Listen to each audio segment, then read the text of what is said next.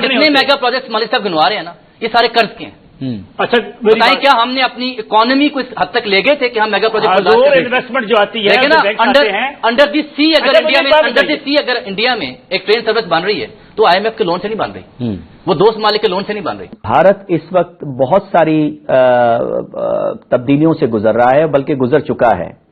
Secular India से इस वक्त वो हिंदुत्व इंडिया और अखंड भारत की बात की जा रही है। अगर पाकिस्तान इंडिया के ताल्लुकात बेहतर होते हैं, ट्रेड खुलता है, तो हमारी फूड इन्फ्लेशन तो उसी दिन 24 घंटे में 40% कम हो जाएगी। मेरी जो रिक्वेस्ट और अपील होगी हिंदुस्तान की मिनिस्ट्री ऑफ एक्सटर्नल अफेयर्स से और मोदी सरकार से कि आप पाकिस्तान के अंदर एक इलीगल, गैर कानूनी, अनकॉन्स्टिट्यूशनल चोरी की, मिलिट्री एस्टेब्लिशमेंट की बनाई हुई हुकूमत के साथ आप डील न करें टूवर्ड्स फ्यूचर। दरअसल अमेरिका ये कह रहा है कि हम खुश हैं कि पाकिस्तान भारत के सामने सरेंडर करने की तरफ बढ़ रहा है।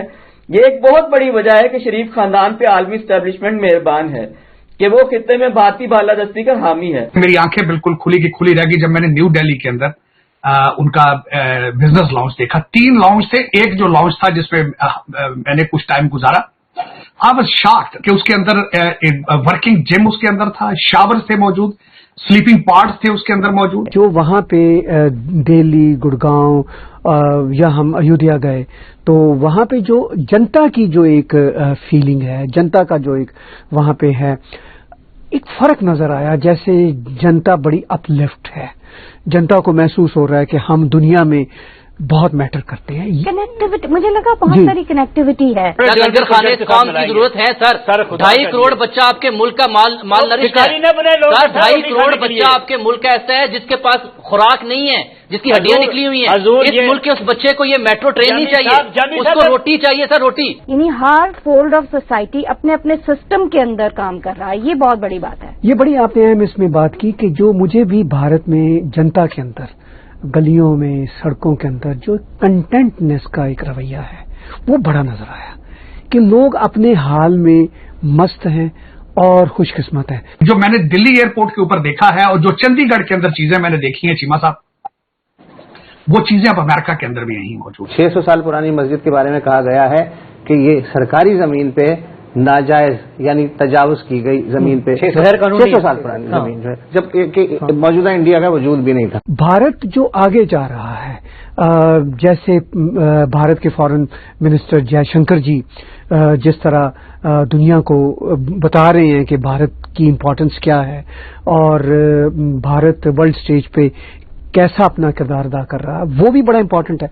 मुझे तो जो वहाँ पे दिल्ली, गुड़गांव या हम अयोध्या गए तो वहाँ पे जो जनता की जो एक फीलिंग है, जनता का जो एक वहाँ पे है, एक फर्क नजर आया। जैसे जनता बड़ी अपलिफ्ट है, जनता को महसूस हो रहा है कि हम दुनिया में बहुत मैटर करते हैं। कनेक्टिविटी, मुझे लगा बहुत सारी कनेक्टिविटी है, यानी इंटरनेशनल कॉन्सेप्ट्स और इंटरनेशनल सेंसिबिलिटीज के साथ साथ पॉलिटिकल अवेयरनेस बहुत ज्यादा है।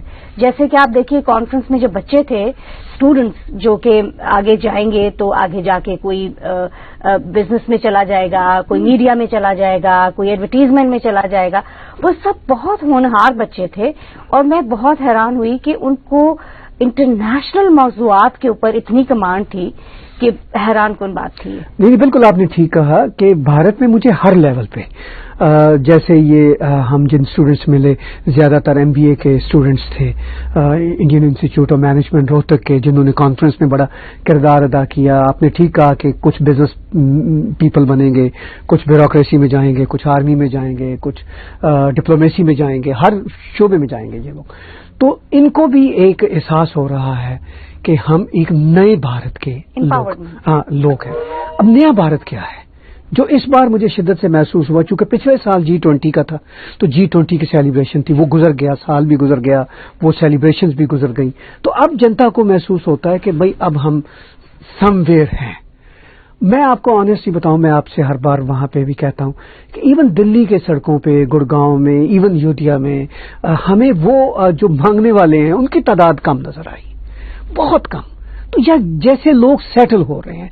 मैं देखिए कनाडा में, अमेरिका में, यूरोप में भी मांगने वाले होते हैं और वो सेटल कभी भी नहीं होते। उनका एक स्टाइल होता है, लाइफ स्टाइल होता है, या उनकी अपनी लाइफ की स्ट्रगल होती है। लेकिन भारत में ये नंबर्स गिर रहे हैं।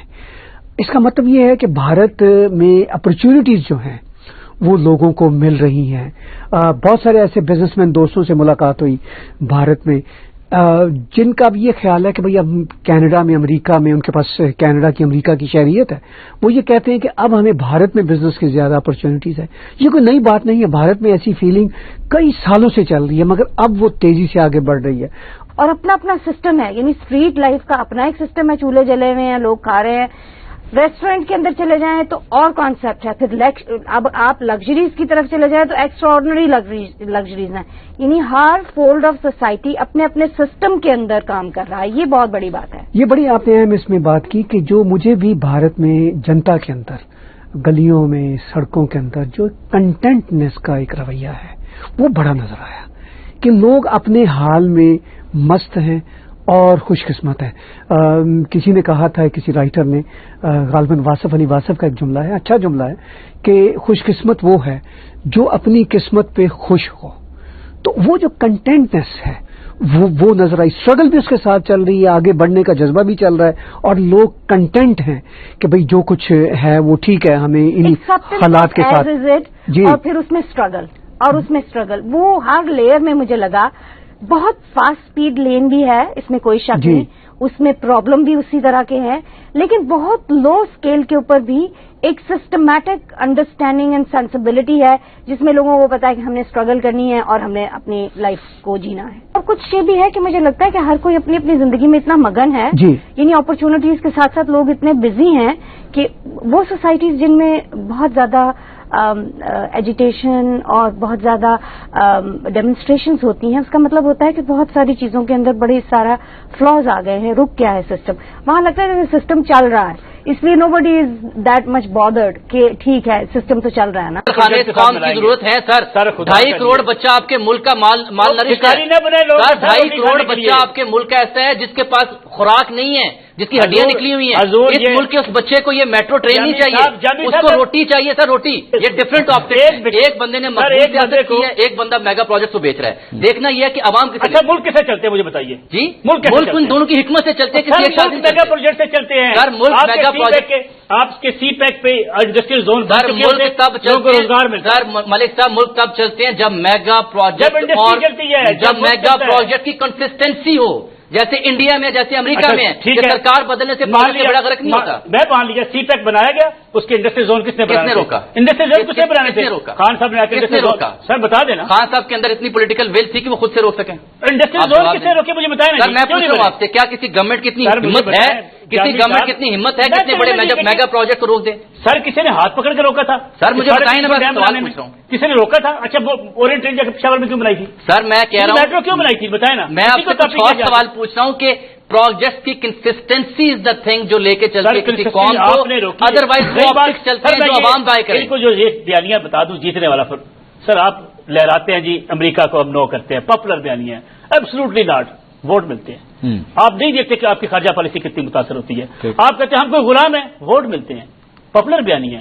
آپ کہتے ہیں جی ہم اینٹ سے اینٹ بجا دیں گے، ان کو جیلوں میں پھینکیں گے. پاپولر بیانیاں ووٹ ملتے ہیں. سر ملک کے ساتھ خدا کے لیے سنسیئرٹی کے ساتھ دیکھیں، ملک کو ترقی پہ آگے لے جانے کے لیے آپ نے ڈیولپمنٹ کرنی ہوتی ہے، آپ نے بڑے منصوبے لے کے آنے ہوتے ہیں، آپ نے انویسٹمنٹ لے کے آنی ہوتی ہے، آپ نے انڈسٹری چلانی ہوتی ہے، آپ نے ایکسپورٹ بڑھانی ہوتی ہے. اگین ایک آخری جملہ میں اعتراض پہ جتنے میگا پروجیکٹ مالک صاحب گنوا رہے ہیں نا، یہ سارے قرض کے ہیں.